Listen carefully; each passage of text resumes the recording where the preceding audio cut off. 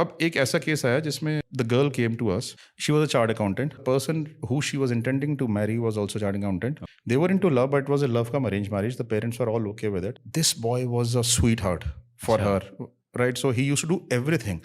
वो कहती है कि इतना अच्छा भी कोई कैसे हो सकता है, सभी कुछ मतलब जो मैं कहती हूँ हर चीज़ पे एग्री कर लेता है, इतने महंगे गिफ्ट्स मुझे प्रोवाइड करता है, ठीक है, मैं इतने महंगे एक्सपेक्ट भी नहीं करती उससे, कहते वो मुझसे हमेशा आके कहता है यू डिजर्व द बेस्ट. इतना स्वीट है वो कि I do not know, but हाँ, बट लेकिन फिर भी ना कहीं आई हैव अ हिंच कि देयर इज समथिंग रॉन्ग, दाल में काला है, कुछ इतना अच्छा कैसे कोई हो सकता है. We started investigating on this boy.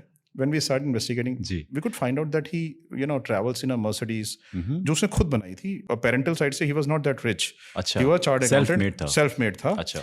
हमने सबसे पहले उसके बिजनेस में इन्वेस्टिगेशन करी. जब हमने बिजनेस इन्वेस्टिगेशन करी तो what we found out was how is he gaining sudden money? इतने chunks of money से कैसे आ रहा है?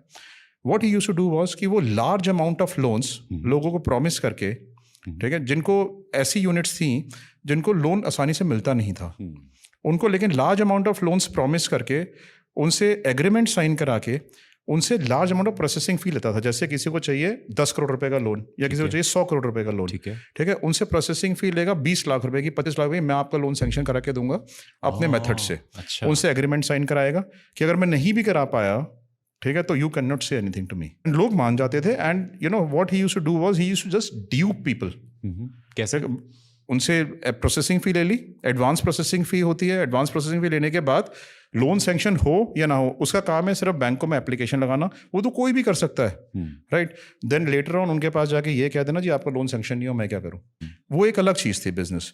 But I tell you something, हमने क्या ऑब्जर्व किया, हमने उसको कुछ दिन सर्वेलेंस में रखा.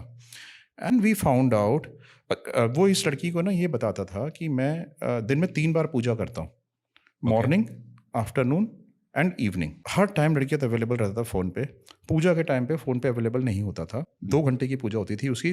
6 घंटे दिन में पूजा करता था. 2 घंटे सुबह, 2 घंटे दोपहर में, 2 घंटे रात में. वो लड़की भी कहते इतने संस्कारी, कहते 6 घंटे पूजा करता है वो दिन में.